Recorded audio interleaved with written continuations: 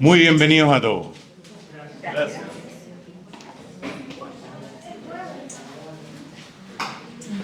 Para iniciar el culto del día de hoy, les quiero pedir primero que nos pongamos de pie para dirigirnos al Señor en oración. Padre Celestial que está en los cielos, te damos las gracias por este día, por la posibilidad de reunirnos, Señor, a honrar tu nombre, Señor, a darte toda la alabanza que tú te mereces, Señor. Sabemos que tú estando con nosotros nadie podrá estar en contra, Señor. Te pedimos en especial, abra nuestro corazón y nuestro entendimiento para que el mensaje del día de hoy cale en nuestros corazones, Señor, y partamos una semana como tú esperas de nosotros, Señor. También estamos cerrando una temporada estival, Señor, está empezando marzo, se vienen muchos afanes, se vienen muchas vicisitudes, problemáticas, pero tú estás con nosotros, así que tenemos toda la fe y ponemos toda nuestra esperanza en ti, Señor, de que todo va a obrar bien para nosotros, Señor, porque somos tu pueblo, Señor. Te agradecemos por todo esto, Señor, y te pedimos por este culto, en el nombre de tu Hijo amado, el Señor Jesús. Amén. Amén. Les pido manteniéndonos en pie, para que hay que mantener los tutos bien duritos. Abramos nuestros himnarios en el número 73 y cantar fuertes para partir el día de hoy. 73, 73.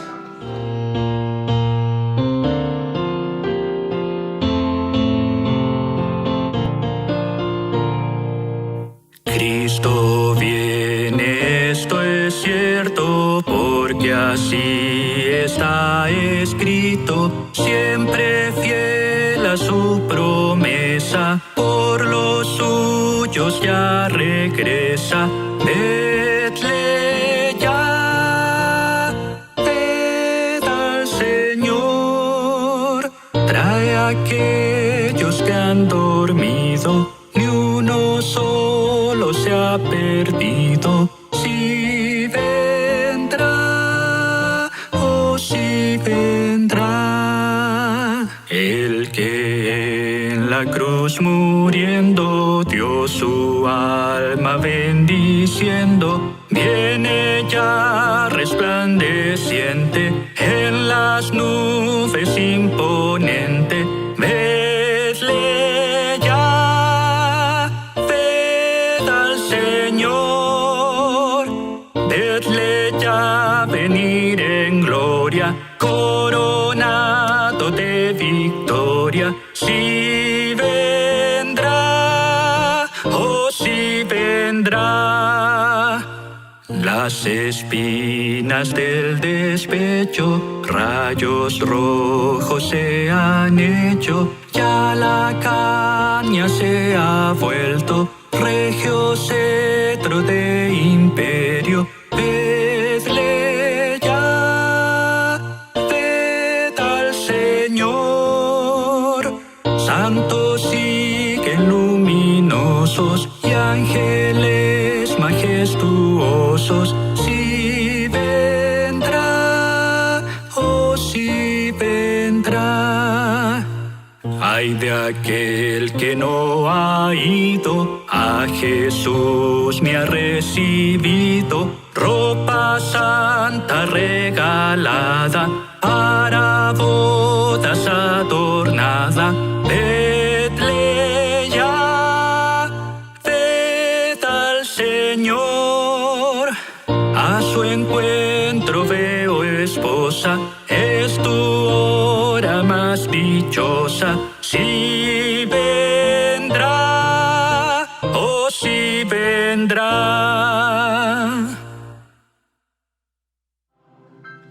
Muy bien, hermanos, por favor, tomar asiento. Y quiero invitar a nuestro pastor Sergio Chirepsi con los saludos e informaciones del día de hoy. Muchas gracias, hermano René, por esta oportunidad de saludar a mis hermanos. Bienvenidos todos los presentes, bienvenidos a rostros que hace rato no veíamos. Veo que las vacaciones se están terminando, concluyendo, y quiero animarles, tal como decía nuestro hermano René, para empezar esta nueva etapa que significa marzo. Marzo es una palabra a veces que no nos gusta mucho, quisiéramos sacarla del calendario porque significa Término de vacaciones significa trabajo, significa cuota, significa... Ay, ay, no le voy a echar a perder el día. Pero la idea es enfrentarlo con una disposición distinta. Por eso, hay quienes han visto ya el boletín en la página, dedicado a este versículo a todos mis hermanos, Isaías 41:10. No temas, tampoco le temas a marzo, porque yo estoy contigo, dice el Señor. No desmayes, porque yo soy tu Dios que te esfuerzo. Siempre te ayudaré, siempre te sustentaré con la diestra de mi justicia. Qué lindo es saberse así amparado. Maravilloso, hermanos queridos. Y quisiera recordar, más que ya sabemos las actividades propias de la semana, quisiera recordar que estamos en el último domingo de febrero, por lo tanto vamos a recordar los cumpleaños de este mes. Hay varios hermanos que han cumplido, no sé si entre los presentes, o no recuerdo en este momento si entre los presentes hay hermanos que han cumplido años durante febrero. ¿Febrero? Todavía están de vacaciones. Ignacio, pero por supuesto. Nuestra hermana. Por supuesto que sí. Nuestra hermana Dayana también estuvo de cumpleaños. ¿Fue en enero? Estoy un poquito confundido entonces. Pero bien. Y si no, bueno, los hermanos que van a ver la proyección de este culto en unas horas más, les deseamos, les cantamos cumpleaños feliz. Querido Padre Celestial, tú eres el único que puede dar la auténtica felicidad, Señor. Por eso deseamos y oramos por esa felicidad, Señor, para cada uno de tus hijos especialmente que han cumplido un año más durante este mes, Señor. Qué privilegio, Señor, sentir, saber que este nuevo año que se está cumpliendo, lo estamos cumpliendo porque tú has estado con nosotros. Tú has hecho salir no solamente el sol, sino que también has hecho latir nuestro corazón, has dado oxígeno a nuestros pulmones, nos has dado salud y todo lo que significa estar vivo. Por eso es imposible, Señor, no agradecer por cada año nuevo que se ha cumplido.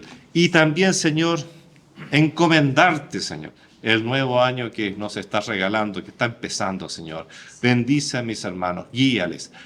Siempre, Señor, insistimos en una idea maravillosa que cuando la descubrimos cambia nuestra vida. Y es que tú tienes un propósito o propósitos para nuestra vida. Y descubrir esos propósitos y realizar esos propósitos es lo que llamamos la realización de la vida. Ayuda a mis hermanos, hermanas, Señor, a realizarse, a encontrar esos propósitos y ayúdalas a llevarlos adelante, Señor, conforme a tu voluntad. En el nombre de Jesús, amén. Asiento, por favor, hermanos queridos. Muy bien. Vamos a tener un momento muy especial que es de oración. Vamos a conectarnos ni más ni menos que con el trono celestial para pedir su bendición y decirle al Señor que nuestros corazones están dispuestos para su servicio. Hermano Julio, bienvenido de sus vacaciones también. Gracias. Buenos días, hermanos. ¿Cómo están? Bien. Pocos somos todavía, pero bueno. Hay varios motivos de oración. Ustedes no los tienen en el programa. Yo los tengo aquí. Los tiene el pastor anotadito, pero hay varias cosas. Por los niños, por la situación laboral y económica de varios, por los hermanos que están regresando de vacaciones. Bueno, por los problemas aquí que han habido, los incendios, el agua. Pidamos por agua. Seguimos rogando siempre por agua, no solamente en invierno, así que entendamos eso. Nos acordamos de repente en invierno cuando viene la sequía, cuando hay smog, pero acordémonos siempre. Y los sucesos en Europa están aconteciendo. ¿Quién pensó que la guerra iba a durar tanto? Ya lleva un año. Y eso también, como dijo el pastor la semana pasada, hay que ver los acontecimientos y la historia a la luz de la Escritura, lo dice hoy día también. Así que bueno, puestos en pie, hermanos. Hay muchas cosas por orar y por este maravilloso marzo, el primer mes del año para los judíos también. Se acerca ese día cuando pusieron en la cruz al Señor, así que no nos olvidaremos de eso por los cumpleaños, por los aniversarios. Mi hijo también tuvo el cumpleaños el 23, cumplió 18 años. Llegué solo con mi señora aquí, somos 5 ahora, así que, bueno, oremos, hermano. Padre Celestial, nos inclinamos ante ti. Primero que nada, Señor, nuestro corazón, nuestro cuerpo, nuestra razón, nuestro intelecto, todo ante ti, Señor.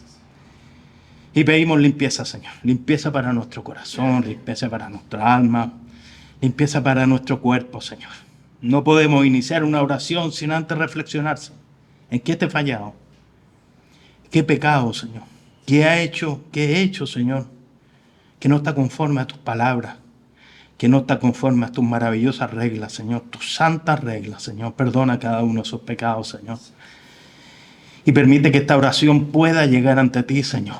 Pueda llegar porque tenemos un espacio abierto, Señor, y gracias a Dios todavía podemos decirlo, Señor, somos los únicos, Señor, que podemos hacer. Y podemos, por eso es importante también tener en las oraciones no solamente lo que nosotros sintamos en nuestro corazón para nosotros, sino que es importante tener en las oraciones a los demás, Señor, que no pueden llegar a ti, Señor. Padre Celestial, son tantas cosas. Iniciamos un nuevo periodo, como dijo mi hermano René. Marzo es complicado para todos, nuevamente volver a los trabajos, nuevamente volver a los estudios, nuevamente tantas cosas que hay, Señor. Muchas veces uno no dimensiona las cosas, pero estamos ahí, Señor. Es un mes pesado, sabemos que es un mes pesado, pero también, como lo dijo él, estamos contigo, Señor. Pase lo que pase, estamos contigo, Señor. No nos dice que son las cosas todas van a ser maravillosas, sí, pero que nosotros descansemos en ti. Y queremos descansar. Todos esos afanes, todas esas preocupaciones que hay de repente por nuestro trabajo, por nuestra salud, descansar en ti, Señor. Ponerlos delante tuyo, Señor. Y no que sea solamente de palabra, porque a veces oramos intensamente, Señor, y nos paramos y nuevamente están las preocupaciones. Queremos dejarlas en ti, Señor. Queremos que tú lleves nuestras cargas. Padre Celestial, también te rogamos por este bello país, Señor, que nos acoge, Señor. Gracias por los trabajos, Señor. Gracias por la salud. Y te pedimos para los que no la tienen, Señor, porque no han encontrado un trabajo también, que está peligrando su trabajo, porque es una situación económica difícil en el país, Señor. Que tú lo lleves por el mejor camino, Señor. Que se haga tu voluntad, Señor. Y que esa voluntad, por supuesto, sea aceptada. Muchas veces pedimos tu voluntad, pero qué difícil a veces es aceptarla, Señor. Ayúdanos a entender eso, Señor, a comprender eso. Te doy las gracias nuevamente por los que han estado de cumpleaños, Señor, y regálale un año maravilloso. Y desde allá te agradecemos por todo lo que han pasado ya, esos años, Señor. A veces miramos para adelante, pero no somos capaces de mirar para atrás, Señor. Gracias por las eternas bendiciones que nos has dado, Señor. Te pedimos por los incendios. Todavía hay problemas en el sur, Señor, especialmente allá, Señor. Hay escasez de lluvia también, Señor. Y te pedimos por cada persona que esté ahí, Señor. Por cada alma, Señor. Y especialmente por tus almas, Señor. Por tus hijos, por nuestros hermanos, Señor. Sabemos que hay muchas dificultades en algunas iglesias, Señor. Están en esos puntos difíciles, Señor. Levántalos, sostiénelos, Señor. Háceles sentir tu presencia también. También te pedimos por los ancianos que están imposibilitados de venir. Incluso por nuestro anciano, que no es muy anciano, por nuestro hermano José, por nuestra hermana Lucy, Señor, que no ha podido asistir, Señor. Ayúdalos, Señor, restablece su salud, Señor, fortalécelos, Señor, porque lo necesitan, Señor, y ánimo, Señor, para ellos también, Señor. Y desde ya, abre nuestro corazón a esto, Señor. Abre nuestro corazón a la lectura de hoy, Señor, y abre nuestro corazón al mensaje, Señor. Queremos ser hacedores de tu palabra, no tan solo oidores como dice Santiago, Señor. Ayúdanos, Señor, a ser lumbreras, Señor, a ser sal, Señor, a alumbrar este mundo porque ya queda muy poca luz, Señor. Pero aquí está la luz de tu palabra, aquí están tus hijos, aquí está tu iglesia, Señor. Ayúdanos a cumplir lo que tú tienes trazado para nosotros, individualmente y en forma completa para tus iglesias locales y universales, Señor.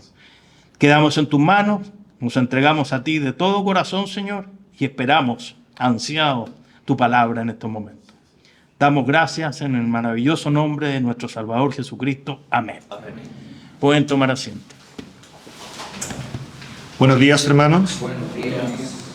Vamos a abrir nuestras Biblias en el Nuevo Testamento, en Primera de Pedro, capítulo 4, versículos del 12 al 16. Primera de Pedro, capítulo 4, versículos del 12 al 16.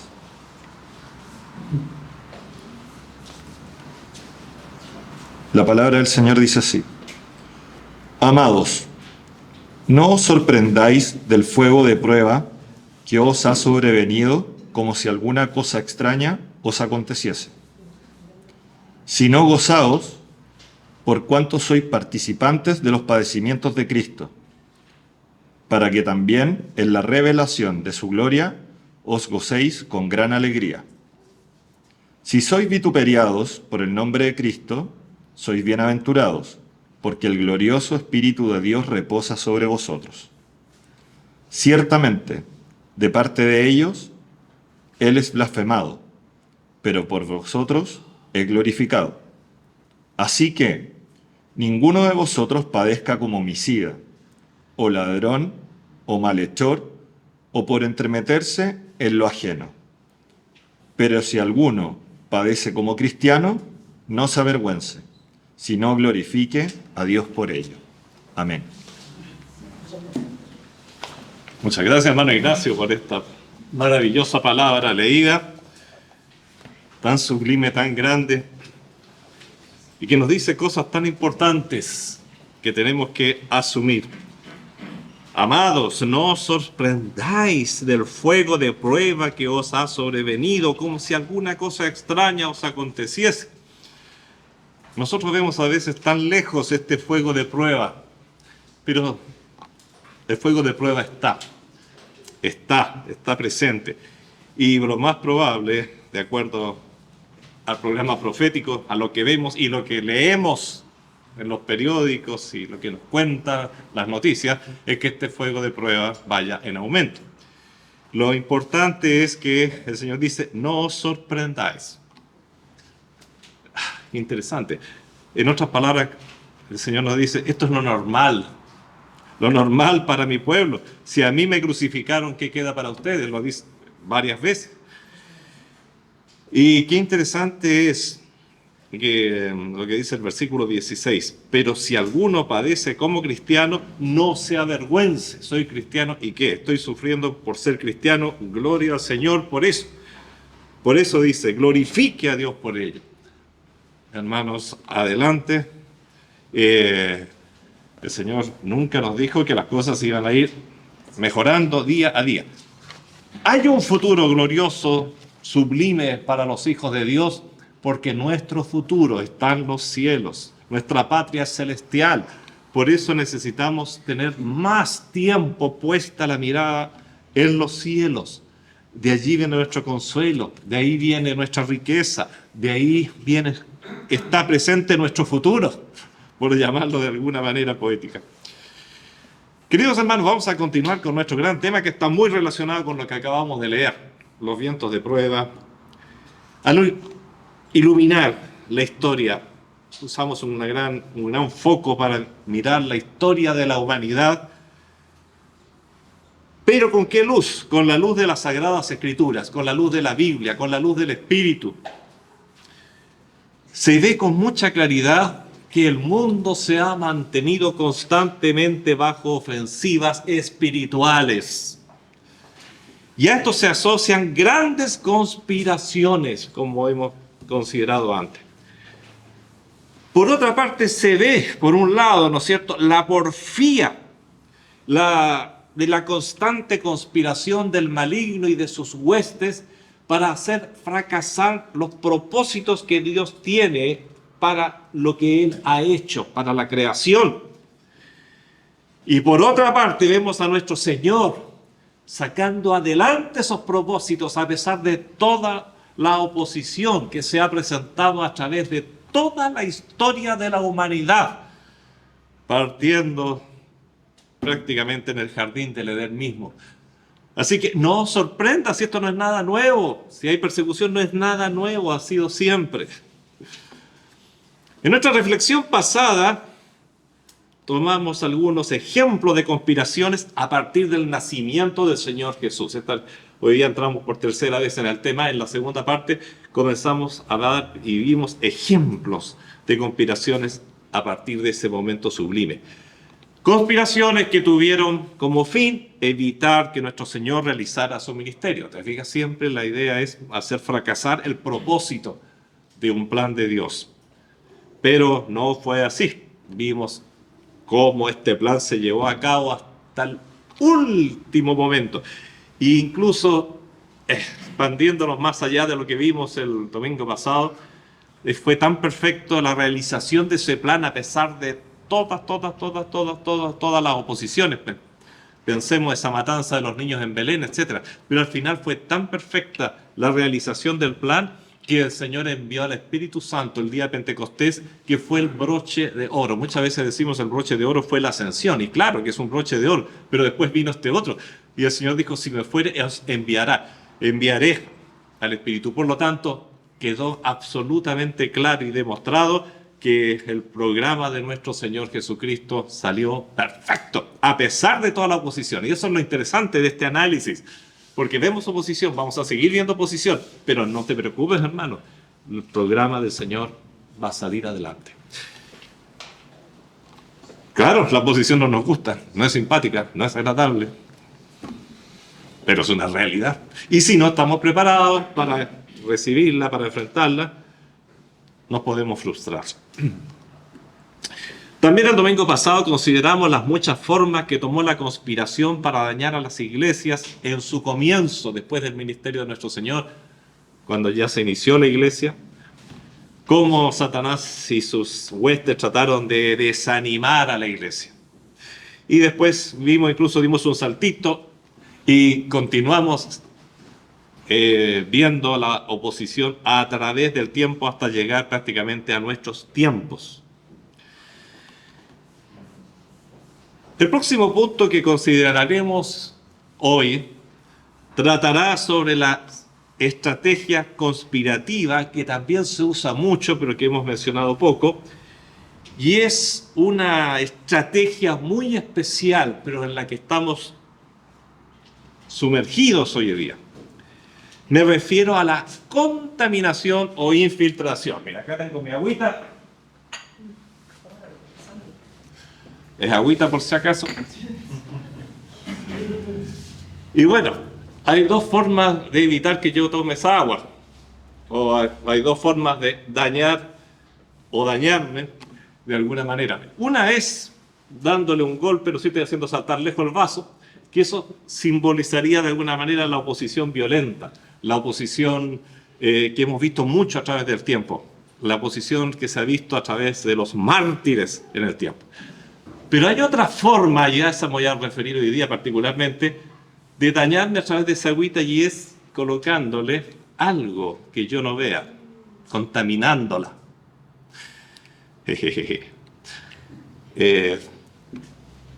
Bueno, de esta forma de persecución vamos a hablar hoy día, la infiltración. Por medio de la persecución cruenta, la iglesia sufre por un enemigo externo. Por medio de la infiltración, yo no veo ni un sufrimiento, no pasa nada, el agua está perfecta, el vaso está entero, no hay nada. Tomo y el problema va por dentro. Entonces hace un daño mucho más efectivo, mucho más efectivo. La técnica de la infiltración para dañar a la obra y al pueblo de Dios es una práctica realmente muy antigua, de la cual tenemos muchos antecedentes en el Antiguo Testamento y que muchas veces ha estado paralela a la persecución agresiva. Nosotros decimos, pero mira, los mártires de ese entonces, pero muchas veces no nos damos cuenta que paralelamente al martirio, a la persecución del imperio, etc., también aparecieron sectas dentro de la iglesia que dañaron la iglesia por dentro. Realmente la persecución ha sido doble. El golpe al vaso y la contaminación del vaso. Uno de los ejemplos más clásicos del Antiguo Testamento, y lo hemos mencionado en alguna vez, pero lo menciono mucho ya que hay 4 capítulos por lo menos que hablan sobre capítulos completos sobre este tema. Está el número 22, el número 23, el número 24, el número 25. Habla de este tema. Es cuando Balaam enseñó al rey de Moab, Balac, la forma de hacer tropezar a Israel. Estaba desesperado Balac porque veía que Dios estaba con Israel. ¿Cómo hacer detener a ese pueblo? Siendo que Israel no le iba a hacer nada a ellos. No era parte de la conquista de ellos. No.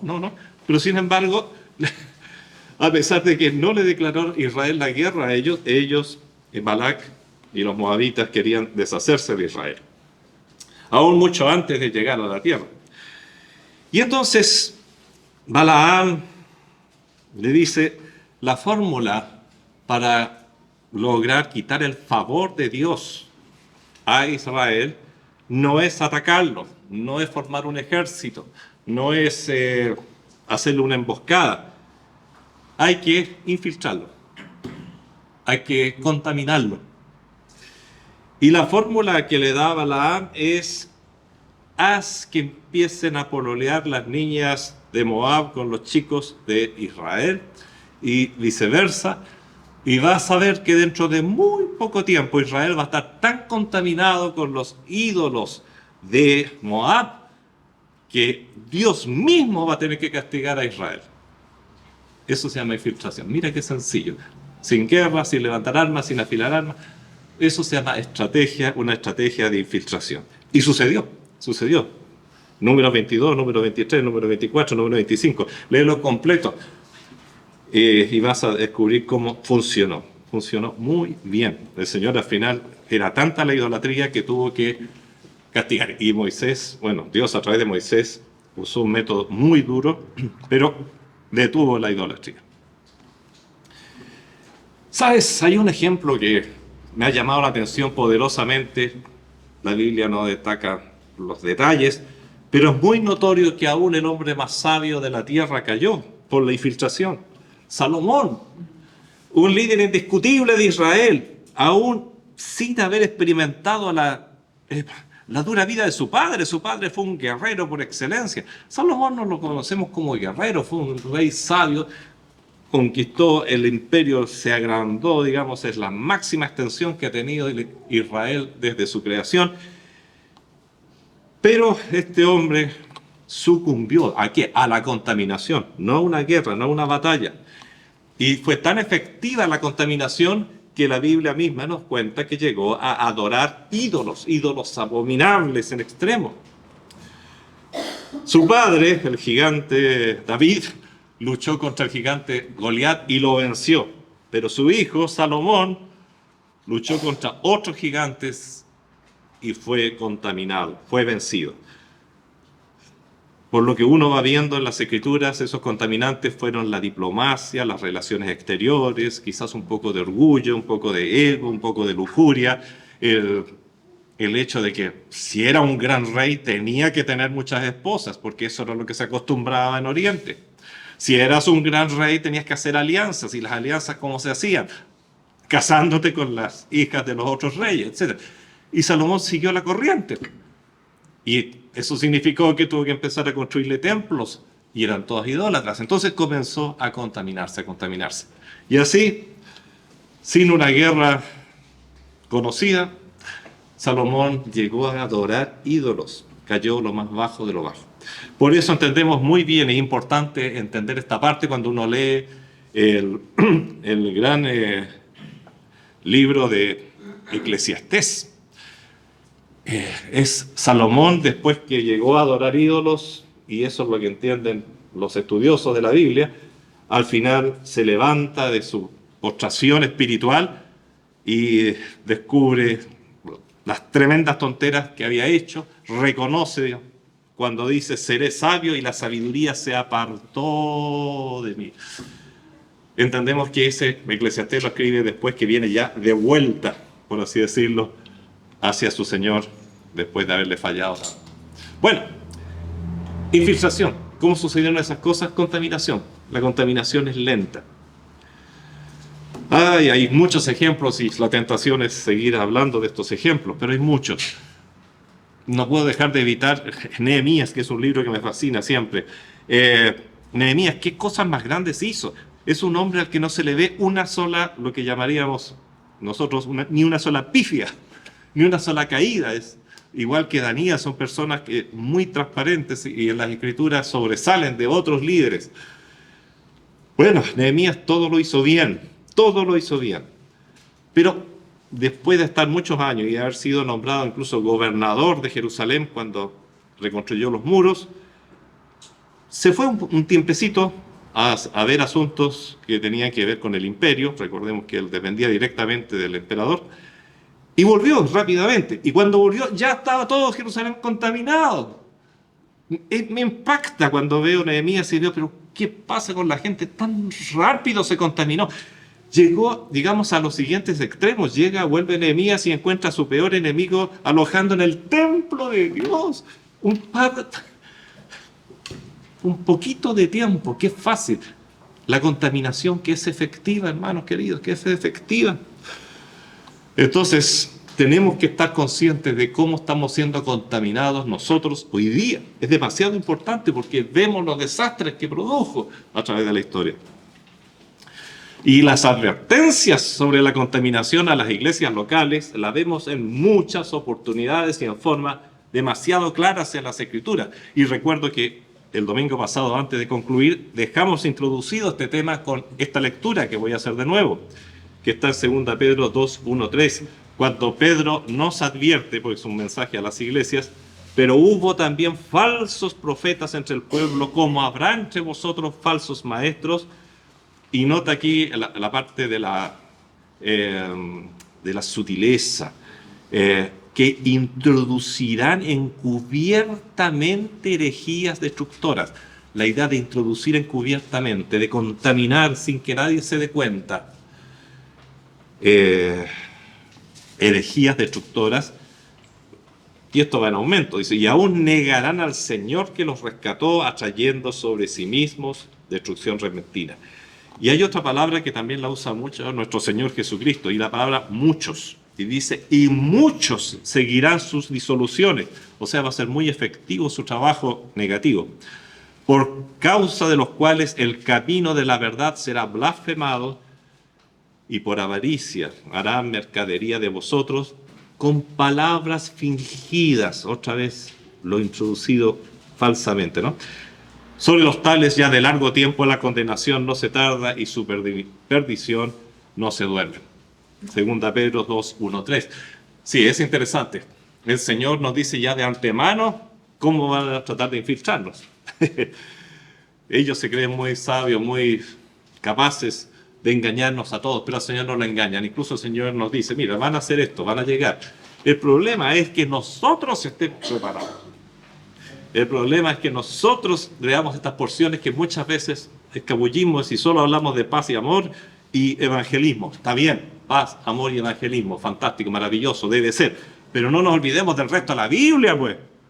Sí, hay muchas advertencias, hay muchos cuidados, hay doctrina, hay profundidad, hay la parte que nos transforma en cristianos sólidos. Fíjate que nuestro mismo Señor Jesucristo, mucho antes que Pedro, advierte en varias oportunidades sobre este tema. Mateo 24:11, solo voy a leer una frasecita, porque si no el mensaje se extenderá, también es demasiado. Y el Señor Jesucristo dijo, y muchos falsos profetas se levantarán y engañarán a muchos. Otra vez la palabra muchos, así que no es algo sutil, no, engañarán a unos pocos, engañarán a muchos. ¿Y cuántos? Muchos falsos profetas. Entonces, estamos súper advertidos. Y por eso que tenemos y hablamos de estas cosas. Alguien dirá, pero ¿por qué el pastor otra vez sigue con este temita? No, es que es bíblico. Preparémonos para el 2023 porque vienen años complicados. ¿Cuándo reconocemos este tipo de conspiración? Reconocemos esta conspiración cuando escuchamos mensajes o leemos escritos que motivan, primeramente, a la secularización. ¿Qué significa la secularización? Esto significa dejar entrar a la iglesia las enseñanzas y prácticas del mundo contaminándola, y me atrevo a decir para siempre, porque cuando tú dejas entrar esto, después no le puedes cerrar la puerta, después no lo puedes echar. Esa iglesia local generalmente queda contaminada para siempre. Aquí la frase típica es: tenemos que adaptarnos al mundo que nos rodea para ganar las almas del lugar. Esto que pareciera una buena estrategia resulta en realidad ser un error enorme, pues termina diluyendo totalmente el mensaje y la enseñanza. Si dejas entrar a la iglesia al mundo, para que el mundano entre y así la iglesia local no sea muy distinta a lo que acostumbra la gente allá afuera, en primer lugar lo estás engañando. Y te digo que el mundo se apoderará de la iglesia y al poco ya no tendrá más testimonio ni mensaje. Porque todo será adaptación, adaptación, adaptación, que no se ofenda, que no esto. Oye, la iglesia tiene un mensaje y el mundo tiene que adaptarse a un modelo que es Cristo. Tú marcas la moda, por así decirlo. No, tú no sigues la moda. El cristiano marca y tiene un modelo perfecto, Cristo. Pablo llega a identificarse tanto con Cristo que puede llegar a decir en un momento: sed imitadores de mí como yo de Cristo. Ojalá todos pudiéramos hacerlo así. Pero si transformamos la frase y decimos imitemos al mundo para que el mundo se sienta cómodo en la iglesia, estamos engañándolos y ya no tenemos el esquema bíblico. Ese no es el esquema bíblico. Dejo claro que no se trata de evitar el uso de la tecnología, como estos maravillosos micrófonos, amplificadores, proyectores, grabadoras y otros equipos. No, no se trata de eso, no estoy hablando de eso. Porque esto no nos contamina, nos ayuda. Me refiero a dejar entrar prácticas y pensamientos mundanos. Respecto a este tema, que no es nuevo, hay hermanos que se confunden con las palabras del apóstol Pablo, cuando dentro de un contexto muy específico dice: a todos me he hecho de todo para que de todos modos salve a algunos. 1 Corintios 9:22, segunda parte del versículo. Y esto ha traído confusiones y se utilizan estos versículos para decir cómo el apóstol Pablo se adaptaba a todo. Cuidado, cuidado, cuidado. Estos hermanos argumentan que Pablo es un ejemplo de alguien que se adapta al mundo para ganar almas para Cristo. No es así. Pablo, aquí en estos versículos, si ustedes leen la porción completa, no lo vamos a hacer ahora, solamente lo hago como un paréntesis, está dando ejemplo de qué, de su humildad y sumisión de ser sumiso, al negarse a sí mismo algunos derechos con tal de no escandalizar. Ese es el argumento, ese es el tema de la porción. Y él trata de no bloquear una relación para ganar a algunas personas para Cristo. Uno de los ejemplos de esta actitud del apóstol, y ese quizás el ejemplo que más conocemos, se ve cuando Pablo se abstenía de comer carne cuando estaba en lugares de gentiles. Él no se hacía gentil, pero dice que cuando habla de hacerse como gentil es porque evitaba, por ejemplo, comer la carne, porque para el gentil tenía un significado religioso el comer carne. Para esos gentiles esa carne había sido sacrificada a los ídolos y de alguna manera seguía manteniendo, por así decir, una bendición del ídolo. Entonces, cuando todavía no tenían las cosas muy claras, cuando todavía eran inmaduros, se escandalizaban cuando un cristiano comía carne. Decía, ¿pero qué estás haciendo? Que no sabes que eso está... Entonces Pablo dice, yo sé que el ídolo no tiene nada que ver acá, yo como con acción de gracias a mi Dios y no tiene nada que ver, pero para no escandalizarlos a ellos. A eso se refiere Pablo, a eso se refiere. Otro ejemplo lo tenemos cuando el mismo apóstol dice, me he hecho débil a los débiles para ganar a los débiles. ¿Qué está diciendo ahí? Pablo tenía mucho que compartir y podría haber dado muchos mensajes grandilocuentes siempre. Pero él se restringía y hablaba sencillo, hablaba sencillito, muy sencillo, para que lo pudiese entender todo, desde el más humilde comerciante hasta el mendigo, que todos pudieran entender. A eso se refiere, que Él reduce y se humilla de tal manera de poder llegar a todos. Es una situación totalmente distinta, como ustedes pueden ver. Por otra parte, Pablo dice, sin embargo, hablamos sabiduría, o sea, cosas profundas, ¿entre quiénes? Entre los que han alcanzado madurez. No es que Pablo no tuviera que decir más cosas, tenía muchas que decirlas, pero sabía a quién decírselas y a quién no decírselas. Eso es lo que está diciendo Pablo. Así que no confundamos la sumisión, la humildad y adaptabilidad de Pablo con la mundanalización de las cosas sagradas. No es lícito usarlo del mundo y consagrarlo al Señor. Eso es una mentira absoluta. Sabemos que siguiendo ese principio se han llegado a crear sectas impactantes que se llaman cristianas, como los Niños de Dios, por ejemplo, que practican la prostitución sagrada. Ya, o sea, a esos extremos se puede llegar. Por eso, no nos confundamos, por favor. Y lo digo porque sé que existe la confusión, y mucha confusión. Muchos de los programas para iniciar una iglesia lo primero que hacen es analizar y casi encuestar a la gente que rodea el lugar donde va a estar la iglesia para ver cuáles son sus prácticas, entonces de tal manera que la iglesia se adapte totalmente y preparar y formar la iglesia. Yo sé que eso se hace, se está haciendo, es lo que está en los manuales de formación de iglesias, pero no me gusta para nada porque no corresponde al programa. Nosotros vamos a ofrecer algo maravilloso. ¿Tenemos que tener la actitud del apóstol Pablo? Sí, es así. Esa humildad, esa adaptabilidad, pero no la mundanalización, porque eso termina destruyendo la iglesia. De partida, antes de nacer. Bueno, vuelvo a cerrar el paréntesis.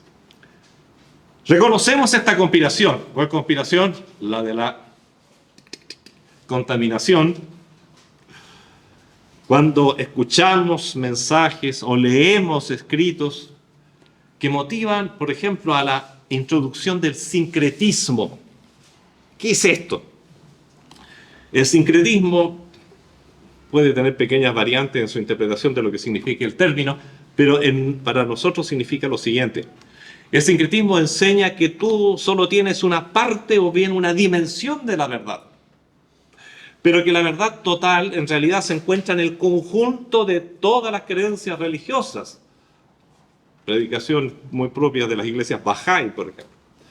O bien que todos ven la verdad de una manera diferente.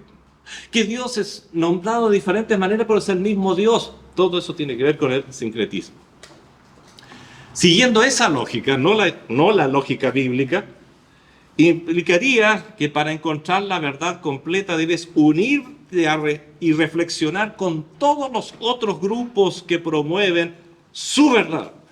Tendríamos que unirnos con los hinduistas, los budistas, los musulmanes, los animistas, los seguidores del zoroastrismo, los confucianos, los sintoístas, etcétera, etcétera, etcétera. Pero esto es totalmente antibíblico, pero lo estamos viviendo mucho hoy día. Hace un tiempo atrás, justamente una persona que fue miembro en su momento muy conflictivo de una iglesia en la que fui parte de un equipo pastoral, me decía que en la iglesia que hasta ahora están teniendo conversatorios con los zoroastristas, con los budistas, con los musulmanes. Ah, ya, empezar. Porque esa idea. Cuidado con esos conversatorios, una nueva palabra que se está poniendo muy en boga hoy día, especialmente en torno a este tema. Pero esto es antibíblico, pues si aceptas este principio, el principio sincrético, entonces rebajas y en realidad anulas el mensaje del Señor Jesucristo. O eres sincrético o eres cristiano. Dijo Jesús, yo soy el camino y la verdad y la vida, nadie viene al Padre sino por mí. Juan 14:6. Si aceptas el principio sincretista, estarías corrigiendo al Señor, diciéndole, a ver, Señor, perdona, tú eres solo una parte de la verdad.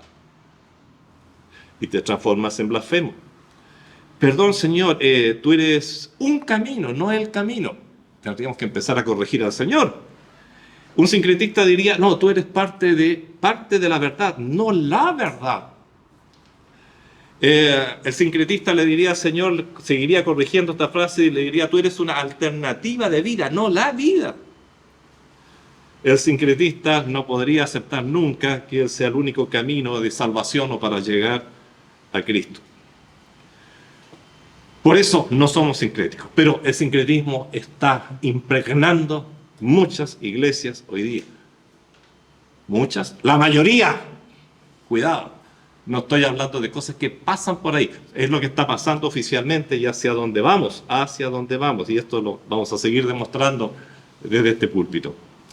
Fíjate que el apóstol Pedro dice claramente, y en ningún otro hay salvación, ni en Mahoma, ni en Buda, ni en Zoroastro, ni en nadie, en ningún otro, porque no hay otro nombre, mencióname uno y te voy a decir, no hay otro nombre, bajo el cielo, dado a los hombres, en que podamos ser salvos. Hechos 4:12. No es soberbia, es verdad. Si digo, por ejemplo, el Everest es el monte más alto del mundo, no estoy siendo soberbio. Estoy diciendo una verdad simplemente. Capaz que alguien me diga, no, hay otro monte que tiene 1 metro más. Bueno, siempre aparece algo así. Pero no es soberbia, es simplemente la verdad. La verdad no es soberbia. Que se pueda decir con soberbia es otra cosa. Pero la verdad es verdad. En la primera epístola a Timoteo leemos, porque hay un solo Dios y un solo mediador entre Dios y los hombres. Perdónenme los católicos, pero María no es mediadora. Jesucristo hombre y nada más. Primera Timoteo 2:5. Clarísimo y reforzado por 1000 otros versículos de las Escrituras. Hermanos queridos, si se acepta este principio de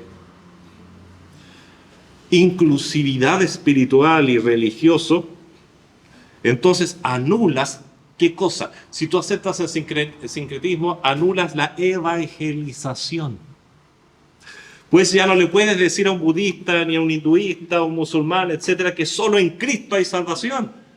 No le puedes decir eso, te fijas, ahí está la trampa.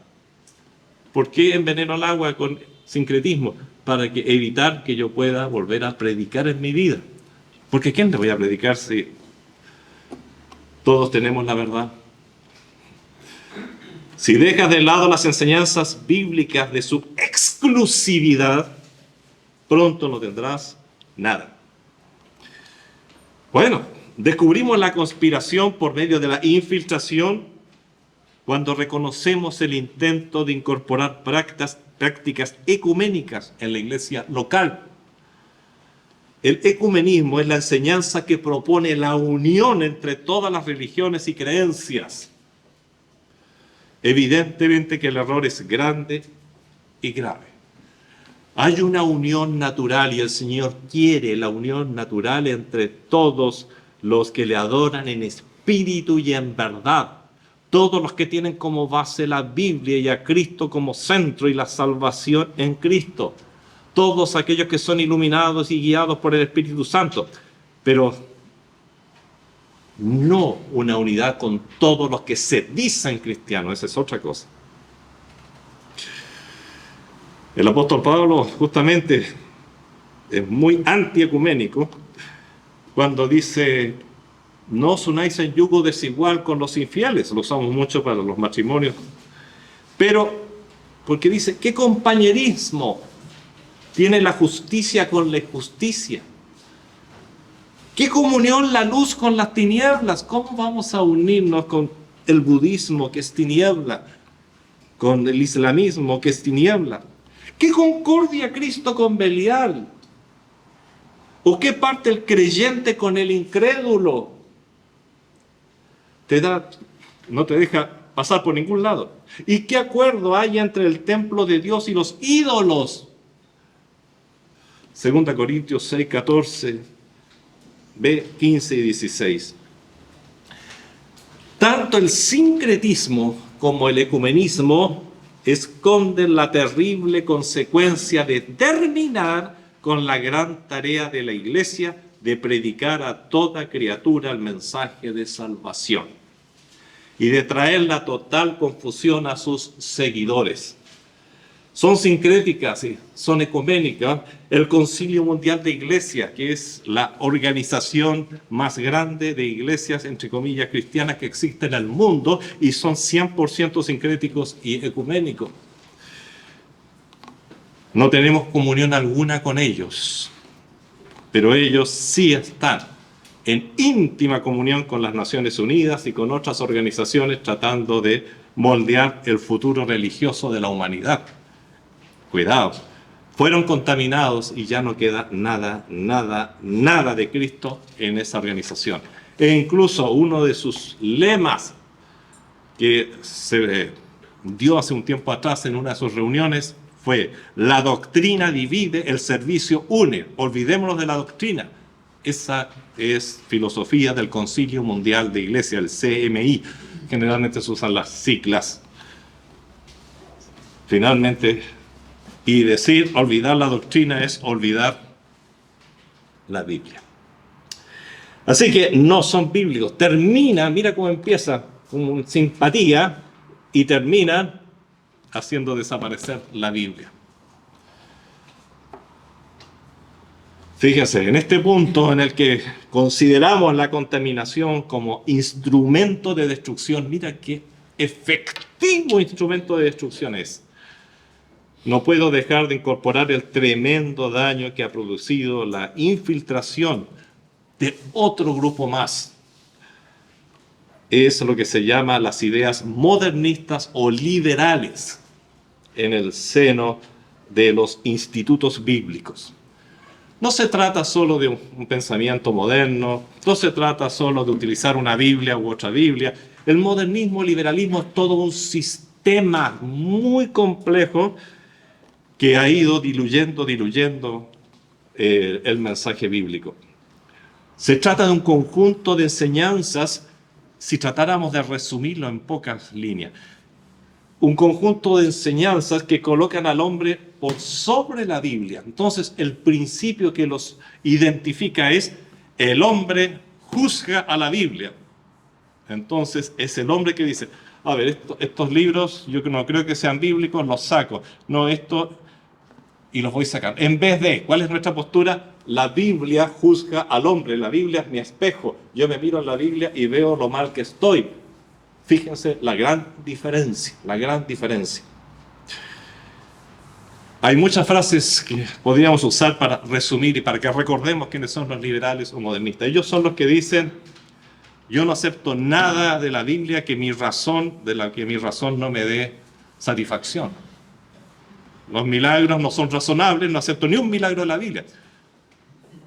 Cristo nació de una virgen, eso no es razonable, no lo acepto. Y así van ellos. Ese es el pensamiento liberal, ese es el pensamiento modernista, como les decía. No se trata solo de que alguien piense en forma más moderna. No, es toda una línea de pensamiento. Otra frase que los identifica muy bien, y miren la sutileza de las gotitas contaminantes, ¿no?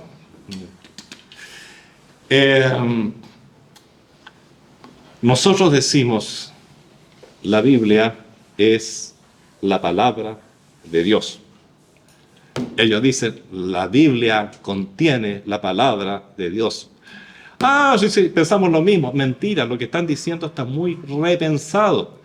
Si digo contiene, ¿qué contiene? A lo mejor una sola página de la Biblia tiene la palabra de Dios y lo demás no. ¿Se fijan? Ahí está la trampa. Ellos pueden hacer lo que quieran y hacen lo que quieren con la Biblia. Y esto es un movimiento muy, muy grande. Tras esta corriente de pensamientos hay un universo de conspiración, hermanos queridos, con nombres muy sobresalientes, algunos de los más destacados que aparecen incluso en los libros de historia, como Karl Barth, Emil Brunner, Reinhold Niebuhr, Rudolf Bultmann, Paul Tillich, John Robinson. Te puedo seguir nombrando. Son todos escritores, sus libros están de origen europeo, algunos de origen norteamericano, otros. Y ellos han ido trabajando y formando todo este sistema, esta red de ideas. ¿Qué tan efectivos son? Tan efectivos como que la gran mayoría de las iglesias siguen sus ideas hoy día. Así de efectivo. ¿Dónde está la efectividad? Que ellos contaminaron los institutos teológicos. Y por eso muchas iglesias siguen sus principios. ¿Por qué muchos hermanos simplemente no creen en Génesis? Ahí está el trabajo de ellos. ¿Por qué no? Adán y Eva son solo símbolos para ejemplificar lo que ocurrió al principio, la caída. No, esto es solamente como el hombre imagina. Esas cosas vienen todos de su línea. Y por eso tú te puedes sorprender con lo que puedes ver en algunas iglesias. Son muchos los creyentes que, incluso lo he oído personalmente, que se han convertido en Estados Unidos, miembros de grandes iglesias, las iglesias más representativas de ese país, que son cristianas, y me dicen, pero si yo antes de convertirme no conocía la Biblia, nunca la había visto, en mi iglesia no se lleva Biblia, no se usa Biblia. El modernismo había penetrado y ha penetrado y sigue penetrando. ¿Cuánto más podríamos conversar de eso? Pero solamente quiero advertir hoy día, es parte de este mensaje especial, digamos, este estudio en buena cuenta que hemos estado haciendo, pero muy sintético, porque solo de este tema podríamos hablar mucho y cuánto daño han hecho. Son muchísimos los egresados de institutos que no creen en la Biblia. Nunca olvidaré una estadística que me dio un pastor alemán conservador. Me dijo, Sergio, de las iglesias luteranas, en estos momentos, por estadísticas que se han hecho, estudios que se han hecho, solo el 5% de los farras, de los pastores luteranos, creen en la Biblia como nosotros. Solo el 5%, los demás son todos modernistas. Entonces, ¿es algo chico? No, estoy hablando de un gigante que nos está aplastando, que ha dañado y ha mandado al infierno a multitudes, pero nosotros siempre hablando de evangelización, de paz y amor. Vuelvo a decir, la evangelización es una tarea ineludible. La paz y el amor son parte de nuestro vocabulario constante y debe serlo, pero no nos olvidemos de esto, porque hay mucha advertencia, y parte de la trampa es evitar que hablemos de estas advertencias, y molesta a muchos que uno hable de estas cosas. Vamos a hablar, pero no mucho más, porque es mucho lo que se podría agregar. Quiero dar estos elementos solamente como muestra de toda la contaminación y cómo trabaja el adversario conspirando a través de la contaminación. Se habla del evangelio social, todo un sistema basado en el modernismo justamente, que termina transformando toda la vida del cristiano en un servidor social, no en un evangelizador. Esta tendencia es muy poderosa en el Concilio Mundial de Iglesias que habíamos mencionado, que entre paréntesis nació en 1948. Y se encuentra totalmente subordinada al marxismo y al sistema de las Naciones Unidas. Hermanos, cuidado hasta dónde llevemos la diplomacia, porque muchas veces estas cosas avanzan por diplomacia. Pues el apóstol Juan nos enseña que si alguno viene a vosotros y no trae esta doctrina, se refiere a la doctrina de Cristo, como está en la Biblia, no lo recibáis en casa. Y se refiere fundamentalmente a las iglesias que se reunían en casa. No le den la palabra, no lo permitan. Ni le digáis bienvenido. Segunda de Juan, verso 10. Es la única manera de detener esto. ¿Que han llegado hasta aquí? Por supuesto que han llegado, pero no lo hemos recibido. Que han tratado de introducirse en el instituto, incluso donde yo estudié en su momento, allá llegaron. Pero gracias a Dios que el rector no los recibió ni les dijo bienvenido. Hay que cortarle por los sanos con ellos. Hermanos, así como el objetivo del gran conspirador fue durante todo el Antiguo Testamento procurar que el Mesías no llegara a nacer, y después que falló, evitar que cumpliera su misión, también falló allí del enemigo. El objetivo del maligno bajo el Nuevo Testamento, y lo vuelvo a decir una vez más, es fundamentalmente lograr el fracaso de la iglesia, lograr tu fracaso, lograr mi fracaso, destruyéndola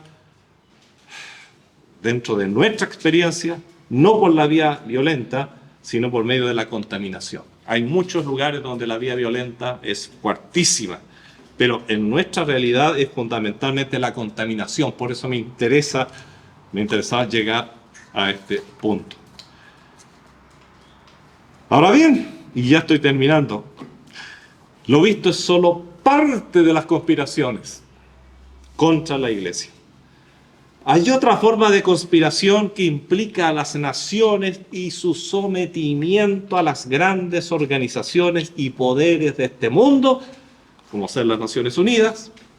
Este sistema conspirativo tiene un carácter global y la participación de grandes organizaciones no gubernamentales de origen internacional y van llevando efectivamente al mundo a través de una conspiración ya mundial al sometimiento total hacia Lucifer.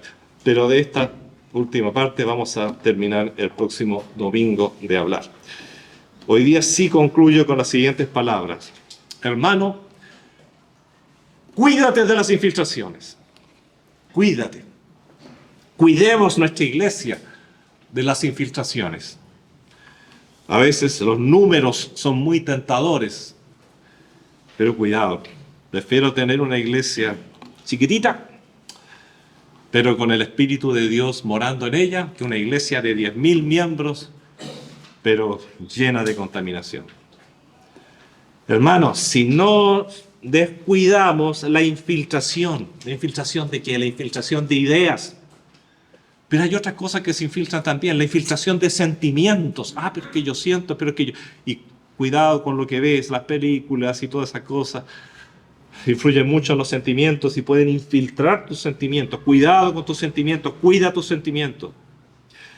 Cuida la infiltración de insatisfacciones. Es que tú no tienes esto, ¿no es cierto? La propaganda trabaja así. Es que tú no tienes esto. Te compraste el último celular, pero mira cómo se ríen tus amigos porque ya tienen este otro. No te están infiltrando, Quizás no con ideas religiosas allí, pero sí estamos todo el tiempo siendo permeables por la infiltración. Así que motivaciones equivocadas. Cuidado con las motivaciones equivocadas. Y cuidemos, por lo tanto, por lo anterior, debemos evitar contaminarnos para no entristecer al Espíritu Santo. La primera alarma es el entristecer al Espíritu Santo. Lo notamos especialmente porque cuando el Espíritu Santo anda triste, nosotros también andamos tristes. De alguna manera, el Señor le duele y empezamos a caer en dudas, hay una serie de síntomas. Cuidado, no entristezcamos al Espíritu Santo, pues si lo hacemos, nuestro discernimiento, eso es algo que deriva del Espíritu, será gravemente afectado. Es decir, esto es una cadena. Y con el discernimiento afectado, todo nuestro sistema defensivo fallará y seremos todavía más asequibles al daño del enemigo. Y dejaremos entrar contaminantes que antes no habrían entrado en nuestro corazón. Por eso, las palabras de Pablo a los Efesios: y no contristéis al Espíritu Santo de Dios, con el cual fuisteis sellados para el día de la redención. Y el mismo apóstol Pablo nos insta a lo siguiente: examinadlo todo, retened lo bueno. Cuidado. Algo nuevo, examinémoslo. No dice probémoslo, examínalo, examen. Si yo no sé si cuando hay una bomba, ¿no es cierto?, o algo que parece bomba, primero se examina mucho antes de determinar si es o no peligroso. Examínalo. No dice pruébalo. No dice cuando llega el golpe no empieza a golpear, a ver si revienta, no lo pruebes. Eso no es bíblico. Examínalo. Y si ves que hay algo bueno de retener, retén eso bueno. Cuidado. Y no contristéis al Espíritu Santo. Padre Celestial, estamos viviendo en un mundo contaminado, Señor, y eso es demasiado evidente. Y tú no quieres que ignoremos estas cosas, Señor. Tú no quieres que seamos ignorantes de lo que el enemigo está tratando de hacer, porque no ignoramos sus maquinaciones, dices tú mismo, a través del apóstol Pablo, Señor. Tú no quieres que tus hijos ignoren. Por eso es importante hablar de estas cosas, aunque molesten quizás. Señor, yo te ruego que tú nos protejas de la contaminación, de las sutilezas del adversario, Señor, que utiliza para hacer llegar a nuestras mentes sentimientos, pensamientos, ideas, dudas. Líbranos de la contaminación, Señor, y bendice a tu pueblo. Y gloria te damos, Señor, porque sabemos que tus propósitos serán finalmente cumplidos conforme a tu voluntad y el enemigo será totalmente aplastado. En el nombre de Jesús. Amén. Hermanos, les pido abran sus himnarios en el número 110. Estoy bien con mi Dios.